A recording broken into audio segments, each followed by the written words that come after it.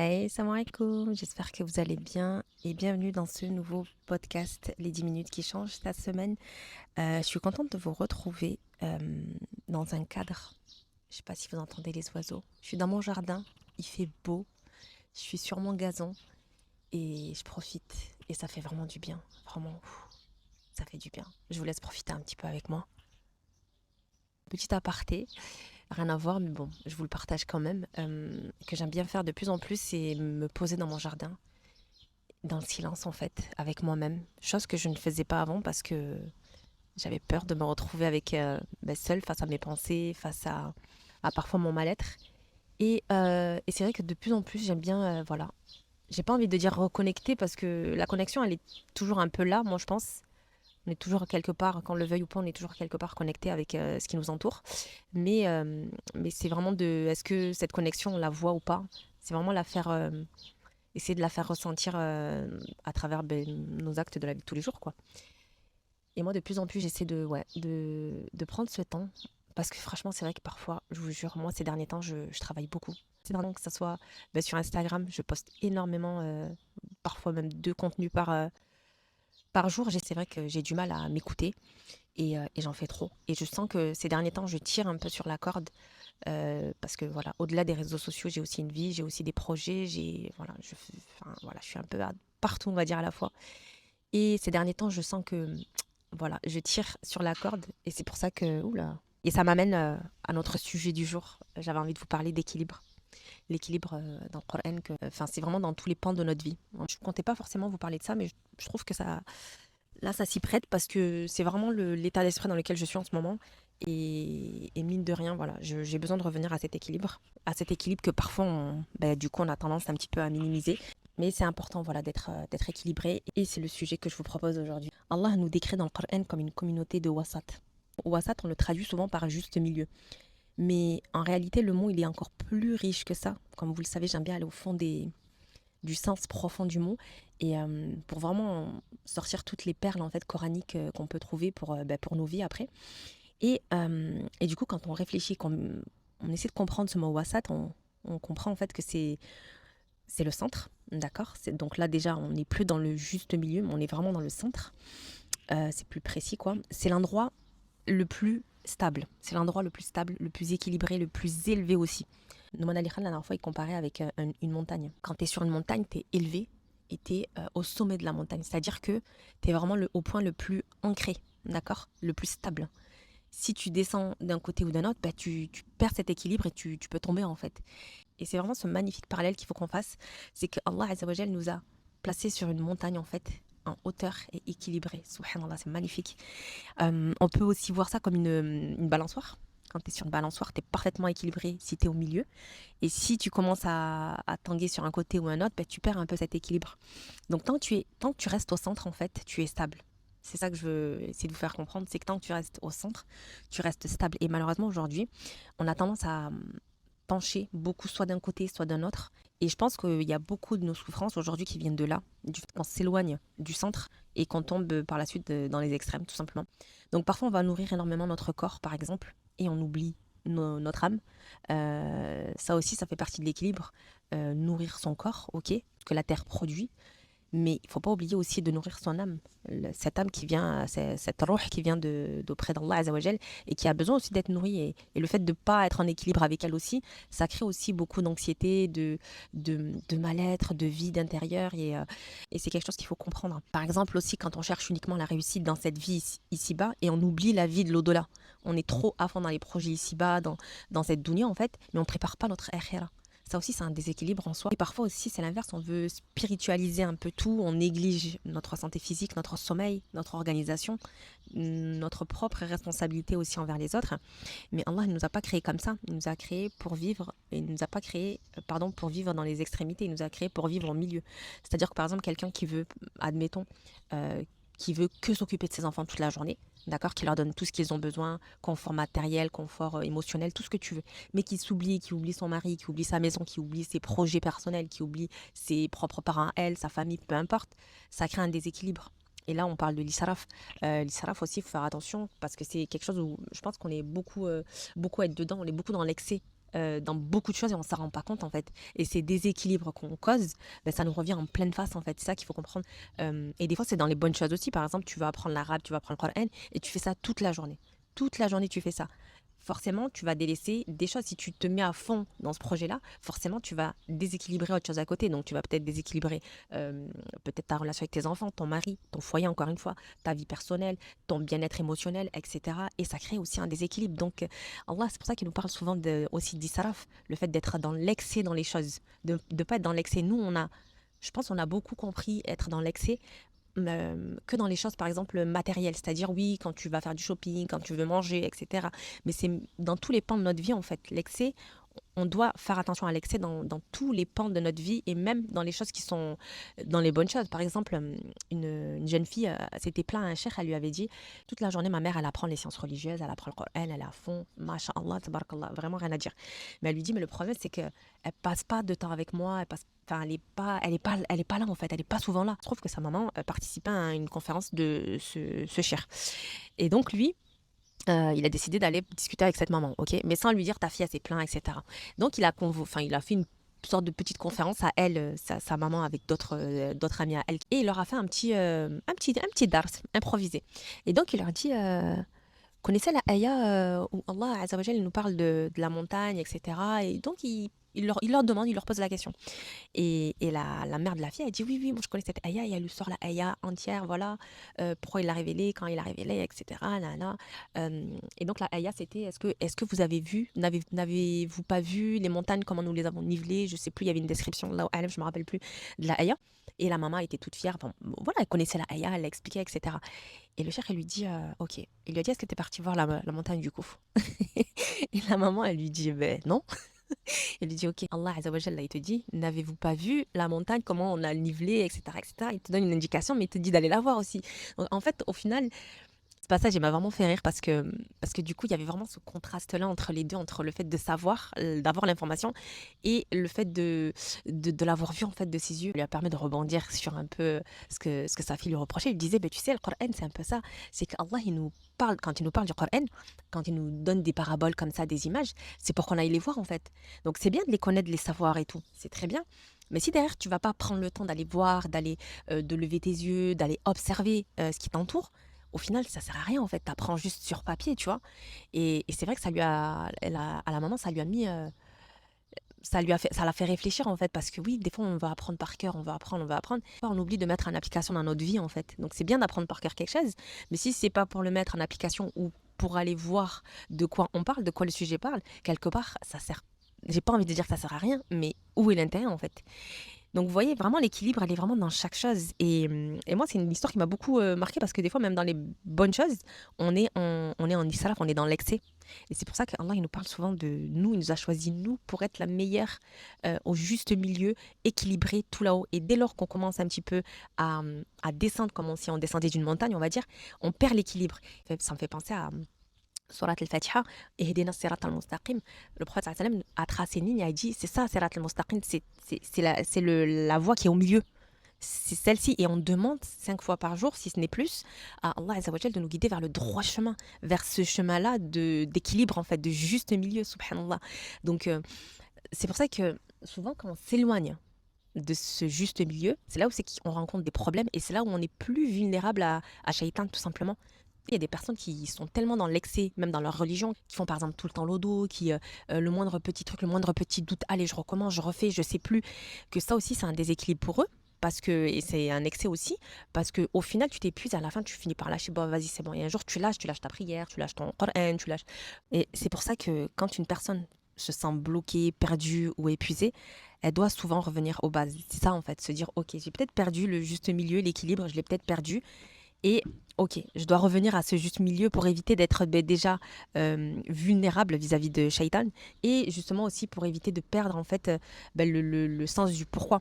Donc la première base vraiment pour moi dans l'équilibre, il y a déjà la prière. Faire sa prière à l'heure. Ça c'est important de pas se dire ok j'ai le temps, je la ferai plus tard. Non, une prière c'est une connexion qu'on a avec Allah Azza wa Jal, c'est une conversation. C'est comme si Allah te disait reviens, viens 5 fois par jour, viens me voir. Je sais que tu es occupé, je sais que tu cours à droite, à gauche, je sais tout ça, je sais que tu n'es pas bien, tu es en souffrance, tout ce que tu veux, viens me voir. 5 fois par jour, il nous donne des rendez-vous pour qu'on revienne vers lui, puisse recréer à chaque fois cette connexion et qu'on puisse poser nos fardeaux. Parce que vraiment, si ça, peut-être que je vous ferai peut-être un autre sujet un jour sur la prière. La prière, elle est d'une puissance quand on la comprend. C'est ce qui permet de te recharger vraiment, vraiment, 5 fois par jour. Tu te lèves le matin, tu as une batterie. Dans la vie de tous les jours, chaque chose va venir t'aspirer ta batterie, d'accord? Va venir te prendre de ta batterie. Et toi, 5 fois par jour, tu repars vers Allah Azza wa Jal pour recharger ta batterie, tout simplement. Donc, c'est important, la prière, elle est hyper, hyper importante. Toute notre religion repose sur cette notion d'équilibre. Donc, l'islam n'est pas la religion des extrêmes. C'est la religion de l'équilibre avant tout. Et ce qui est fascinant, en fait, c'est que quand on regarde les difficultés humaines, on constate souvent la même chose. Les gens, ils souffrent lorsqu'ils vivent dans les extrêmes, quand ils ont perdu cette notion d'équilibre. Donc le juste milieu, il est toujours le point le plus éloigné des deux extrêmes, si vous regardez bien. Par exemple, prendre l'exemple de la colère. D'un côté, tu as la personne qui est agressive, qui explose constamment, d'accord? Et de l'autre côté, tu as la personne qui n'exprime jamais ce qu'elle ressent et qui garde tout à l'intérieur d'elle. Les deux personnes, elles vont souffrir du même problème, du manque d'équilibre. Il y en a un qui va se laisser submerger par ses émotions, donc il va communiquer assez fort, et tu as l'autre qui va justement pas assez communiquer et qui va garder plutôt les choses en lui. Et là, on voit que la solution, elle se trouve pas dans ces extrêmes-là, elle se trouve au milieu. C'est pareil avec quelqu'un de... Vous voyez, quand on parle de générosité, la générosité, elle se situe entre l'avarice et l'extravagance. Quand on réfléchit profondément, on réalise que la plupart des qualités louables, au final, se trouvent au milieu, dans le juste milieu. Et la plupart des comportements destructeurs, aujourd'hui, se trouvent aux extrémités. On peut parler aussi des blessures. Les blessures, elles poussent les gens souvent vers les extrêmes, alors que la guérison, elle ramène plutôt vers le centre. Elle les ramène plutôt vers le centre. Une personne, par exemple, qui est blessée, elle devient souvent, on va dire, rigide. Elle bloque aussi beaucoup. Elle va développer une vision absolue des choses, tu vois. Soit tout est noir, soit tout est blanc. Soit tout est bien, soit tout est mal, tu vois. Tout est permis ou tout est interdit, par exemple, tu vois. La nuance, elle perd la flexibilité. Sauf que la flexibilité, c'est un des signes d'une bonne santé psychologique. Ce qu'il faut se rappeler, en fait, c'est que Shaitan, il aime les extrêmes. Parce que les extrêmes, ça épuise et ça divise aussi et ça éloigne du juste milieu. Et on le voit même dans la pratique, dans notre dîn, quoi. Certaines personnes, elles deviennent extrêmement laxistes. Il n'y a plus rien qui est haram, tout est justifié, tout est normalisé. Et à l'opposé, on a certaines personnes qui deviennent excessivement rigides. Et pour elles, tout est haram, tout est interdit, tout est suspect. Surtout à l'heure des réseaux sociaux, c'est vraiment un fléau. Pourtant, subhanallah, l'un des principes fondamentaux de notre religion est que l'origine des choses est la permission, d'accord? Autrement dit, tout est halal jusqu'à preuve du contraire, comme on dit. Subhanallah, notre religion, elle est d'une beauté, juste à regarder l'équilibre en fait. Et c'est pour ça que je vous faisais la comparaison avec la montagne. Et quand on regarde même dans l'adoration, Allah il nous enseigne le juste milieu. Il dit, par exemple, Allah il dit, ne récite pas ta prière à voix trop haute ni à voix trop basse, mais recherche une voix moyenne entre les deux, subhanallah. Et on retrouve cette notion d'équilibre partout, partout dans nos relations, dans notre travail, dans l'éducation de nos enfants aussi, dans notre rapport à nous-mêmes. Par exemple, nous, en tant que parents, on aime bien un petit peu tout contrôler, on impose des règles, et parfois on peut être aussi moins dans l'affection. D'autres personnes qui font totalement l'inverse, qui vont être beaucoup dans l'affection, mais avec moins de règles, etc. Beaucoup d'amour, mais aucune limite non plus. Et les deux extrêmes sont, on va dire, néfastes pour l'enfant parce que l'enfant, il a besoin d'amour, oui, mais il a aussi besoin de structure, il a besoin d'équilibre. Sinon, plus tard, ça fait des enfants un peu perdus et un manque de quelque chose, tu vois. Il va leur manquer quelque chose à ces enfants plus tard. Par exemple, des enfants à qui on fait tout en tant que parents, on leur fait tout, frustration, etc. Donc, on va leur acheter un peu tout ce qu'ils veulent. Et on va être beaucoup dans l'échange, dans la communication, et c'est très bien. Mais il y a un équilibre à avoir, c'est-à-dire qu'il y a des choses aussi que les enfants doivent apprendre au plus jeune âge et de eux-mêmes. Parce que plus tard, sinon, ça va en faire des enfants un peu soit trop colériques, soit qui vont trop garder d'émotions en eux. Et ça fait des adultes après pas complets plus tard. Il y a aussi des personnes qui donnent constamment, tout le temps. Elles portent tout le monde, elles essaient de résoudre tous les problèmes, elles sauvent quelque part tout le monde. Et un jour, elles s'épuisent. Moi, j'étais beaucoup comme ça. Un jour, tu t'épuises et tu dis, mais personne n'est là pour moi, en fait, quand j'ai besoin. Subhanallah. Et souvent, c'est parce qu'on a habitué les autres à ne jamais prendre leurs responsabilités. À force de tout porter pour eux et de tout faire pour eux, on empêche aussi les autres de grandir quelque part. Et ça, je pense que c'est important de faire attention et de réfléchir à ça. Parce que l'équilibre, L'équilibre, c'est aider, mais sans porter ce qui ne nous appartient pas, encore une fois. Apprendre à soutenir, mais sans s'oublier. Et peut donner aussi, mais sans forcément t'épuiser aussi. Il y a un équilibre à avoir, en fait, vraiment dans chaque chose. Et c'est pour ça qu'il y a beaucoup de gens après qui partent en dépression, burn-out, mais parce que tu finis par t'oublier, t'épuiser, à force d'être partout, de donner constamment et de faire passer tout le monde avant toi. Et c'est vraiment l'une des grandes conséquences du déséquilibre de l'épuisement, en fait. Donc, quand tu vis constamment dans les extrêmes, tu finis par te vider émotionnellement, mentalement, spirituellement aussi. Et il va arriver un moment où tu ressens plus rien. Tu ressens plus rien, tu deviens limite cynique. Tu perds ta motivation, ton énergie. Et tu continues parfois à faire des choses, mais ça compte pas pour toi. Ça compte plus vraiment, en fait. Tu fais ça vraiment machinalement. Et la question qu'il faut qu'on se pose à ce moment-là, c'est à quoi tu consacres ton énergie? Est-ce que tu es en train de donner de l'énergie à ce qui a de la valeur, ou est-ce que c'est des choses qui t'épuisent, mais sans forcément te rapprocher d'Allah? Subhanallah, le Coran il nous appelle tout le temps à une forme d'équilibre. Tout le temps, Allah il nous parle d'équilibre. Allah Azza wa Jal nous dit par exemple, recherche à travers ce qu'Allah t'a accordé la demeure de l'au-delà, mais oublie pas ta part de ce monde ici. C'est-à-dire, là on remarque vraiment l'équilibre même du verset. C'est-à-dire, il dit pas recherche ce monde. Il te dit recherche l'au-delà, mais oublie pas ta part de ce monde aussi. Il y a l'équilibre aussi à avoir dans ce monde d'ici. Tu peux pas rechercher que l'au-delà, que l'akhira, et délaisser le monde dans lequel tu vis. Ça, c'est pas possible. Mais par contre, l'inverse aussi est vrai. C'est-à-dire que tu peux pas non plus rechercher que la dunya et délaisser l'akhira, tu vois. Donc l'objectif, ça reste l'au-delà, la akhira, mais on néglige pas les bienfaits licites de cette vie. Et le Coran, il nous enseigne justement à ça, en fait. Le prophète sallam, par exemple, nous a enseigné l'équilibre lorsqu'un compagnon lui a expliqué qu'il se sentait très proche d'Allah en sa présence, mais il y avait plusieurs compagnons d'ailleurs. Une fois qu'il rentrait chez lui, qu'il vaquait à ses occupations, il ressentait plus trop cette envie de l'au-delà, proximité avec Allah. Et le prophète alayhi sallam, lui a répondu que s'il restait constamment dans cet état spirituel élevé, les anges, ils viendraient lui serrer la main. Donc, il lui a expliqué qu'il y a un temps pour tout, en fait. Il y a un temps pour tout, un temps pour l'adoration, pour ta famille, pour tes responsabilités, pour le repos. Et tout ça, là, ça fait partie de l'israf aussi. Le fait de ne pas être dans l'excès dans les choses. Tout donner dans l'adoration, dans la famille, dans les responsabilités, dans le repos. Tout donner d'un côté et pas assez de l'autre. Forcément, quand il n'y a pas d'équilibre, il y a un manquement quelque part. Parce que tu as un excès sur quelque chose. Et c'est lors où il y a de l'excès, c'est qu'il y a une perte d'équilibre. Ça concerne voilà, notre temps, notre énergie, notre attention aussi. Quand on déséquilibre un domaine, ce déséquilibre, il finit toujours par nous revenir, en fait. Donc, si tu négliges trop ton corps il finit par te rappeler à l'ordre. Si tu travailles trop, pareil, si tu négliges ton couple, si tu négliges tes enfants, tu vois, si tu négliges ton cœur, ta foi, tout ça, c'est des choses qui viennent te rappeler que tu n'es pas sur le juste milieu de wasat, en fait. Tu as perdu ton wasat, tu as perdu ton équilibre. Et souvent, comme je vous disais au début, beaucoup de nos souffrances viennent de là. Il y a l'équilibre aussi dans l'effort et le tawakkul. Il y a un équilibre, on ne peut pas tout lâcher d'un côté ou d'un autre. Il y a l'équilibre entre le corps et le mental, l'équilibre entre les besoins du corps et ceux de l'âme. Ça, on en parlait tout à l'heure, entre la dunya et la akhira. Du coup, l'équilibre entre donner aux autres et prendre soin de soi. Il y a des choses que tu peux donner, mais il y a des choses que tu peux pas faire que donner, en fait, d'accord, et attendre qu'on te donne en retour, c'est pas possible. Et je crois beaucoup que voilà, on est beaucoup à chercher la paix au mauvais endroit, tout simplement, parce qu'on se dit que la paix elle viendra quand on aura tout, encore une fois, contrôlé, alors que parfois c'est vraiment qu'une question d'équilibre.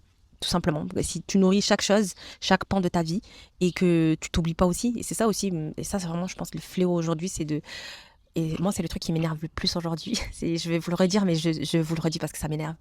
Je pointe pas du doigt, mais je le relève, en fait. C'est qu'aujourd'hui, on est beaucoup dans le nefsi, moi, en fait. Mais quand on veut trop s'occuper que de nous, en fait, ça, c'est un déséquilibre.